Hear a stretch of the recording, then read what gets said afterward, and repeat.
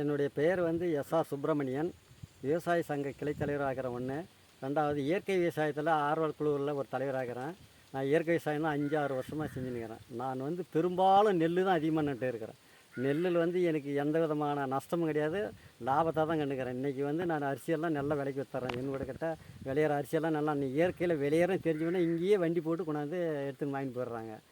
இந்த நெல் வந்து ஃபஸ்ட்டு வந்து பொன்னி நெல் நட்டேன், அது பின்னாடி தோயமல்லி நட்டேன், அதுக்கடுத்து தங்க சம்பா நட்டேன், அதுக்கடுத்து வாசனை ஜீரக சம்பா நட்டேன்.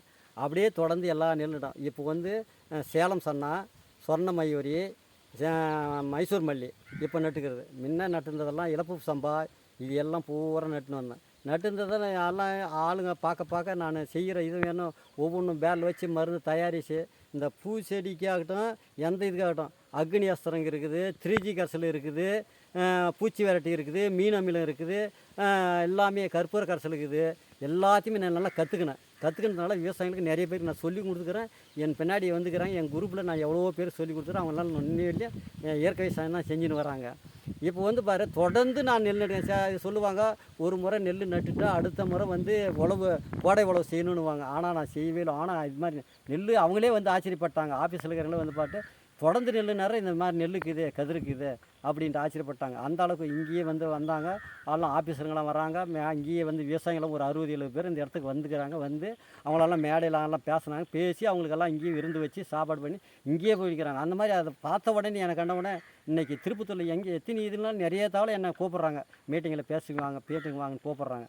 அந்த அளவுக்கு போய் நான் விவசாயிகளுக்கு வந்து ஒரு நல்லதை சொல்லி நல்லதே செஞ்சு அவங்களுடைய நம்மளுடைய உடம்பு நல்லா இருக்கணும். அதுக்காக எவ்வளோ நம்ம ஆஸ்பத்திரி போகிறதெல்லாம் நிற்பாட்டிட்டு நம்மளுடைய இயற்கையான விளையிற சாப்பாடை நம்ம சாப்பிட்டு நம்மளும் நல்லா தேர்வியாகணும், நம்ம ஊட்டியும் காப்பாற்றணும், மற்றவங்களுக்கும் நம்ம அந்த பொருளை கொடுத்து அவங்களும் நல்லா ஒரு முன்னேற்றம் பண்ணி வியாதி இல்லாத வரணும், நாட்டுக்கும் ஒரு நல்லதாக செய்யலான்னு தான் இன்னி வரையும் நான் செஞ்சுன்னுக்கிறேன். எங்களுக்கு எங்கள் குரூப்பை பார்த்து ரொம்ப ஆச்சரியப்பட்டாங்க.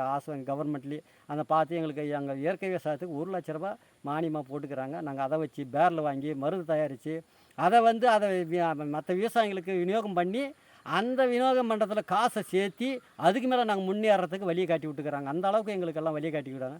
ஆனால் இயற்கை விவசாயத்தில் என்னை பொறுத்த வெளியும் ரவா கூட நஷ்டமே கிடையாது, லாபத்தை தான் நான் பார்த்துருக்கிறேன். இன்னி வெளியும் அரிசி என் வீடை தேடி வந்து வாங்கிட்டு போகிறாங்க அரிசி. அந்த அளவுக்கு நான் செய்கிறத வந்து நான் செய்கிற கேரில் மருந்து இருந்தாலும் பார்த்தாலே அவங்க இயற்கையிலேயே உண்மையிலேயே இயற்கை விவசாயம் தான் கண்டுபிடிச்சி என்னை வந்து தேடி வந்து வாங்கிட்டு போகிறாங்க. அந்த அளவுக்கு நான் இது பண்ணின்னுக்கிறேன்.